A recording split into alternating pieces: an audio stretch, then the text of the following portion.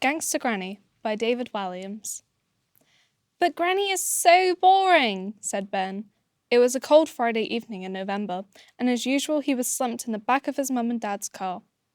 Once again he was on his way to stay the night at his dreaded Granny's house. All old people are. Don't talk to your Granny like that, said Dad weakly, his fat stomach pushed up against the steering wheel of the family's little brown car. I hate spending time with her, protested Ben. Her TV doesn't work, all she wants to do is play Scrabble, and she stinks of cabbage.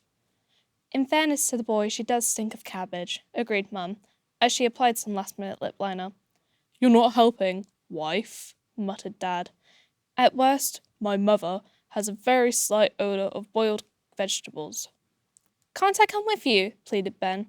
I love ball-what's-it dancing. He lied. It's called ballroom dancing, corrected Dad. And you wouldn't love it. You said, and I quote, I would rather eat my own bogies than watch that rubbish.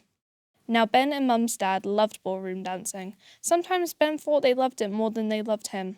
There was a TV show on Saturday evenings that Mum and Dad never missed called Strictly Stars Dancing, where celebrities would be paired with professional ballroom dancers.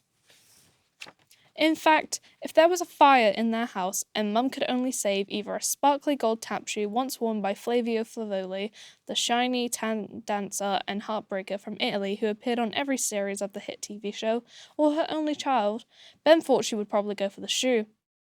Tonight, his Mum and Dad were going to an arena to see Strictly Stars Dancing live on the stage.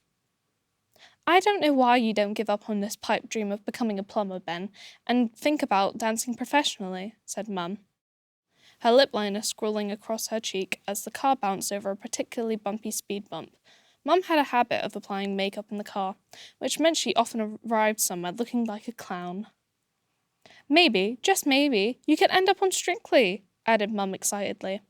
Because prancing around like that is stupid, said Ben. Mum whimpered a little and reached for a tissue. You're upsetting your mother. Now just be quiet, please, Ben.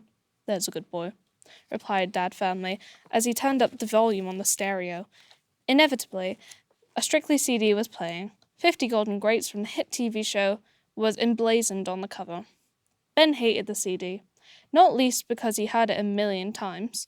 In fact, he had heard it so many times that it was torture. Ben's mum worked at the local nail salon, Gale's Nails.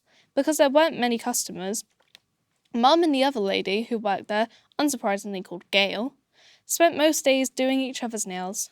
Buffing, cleaning, trimming, moisturizing, coating, sealing, polishing, filing, lacquering, extending, and painting.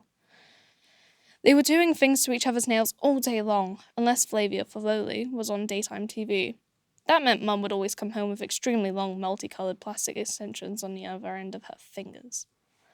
Ben's dad, meanwhile, worked as a security guard at the local supermarket. The highlight of his 20-year career thus far was stopping an old man who had concealed 2 tubs of margarine down his trousers. Although Dad was now too fat to run after any robbers, he could certainly block their escape. Dad met Mum when he was wrongly accused her of shoplifting a bag of crisps, and within a year they were married. The car swung around the corner into Grey Close, where Granny's bungalow squatted. It was one of a whole row of sad little homes, mainly inhabited by old people. The car came to a halt, and Ben slowly turned his head towards the bungalow. Looking expectantly out of the living room window was Granny. Waiting, waiting, waiting. She was always waiting by the window for him to arrive.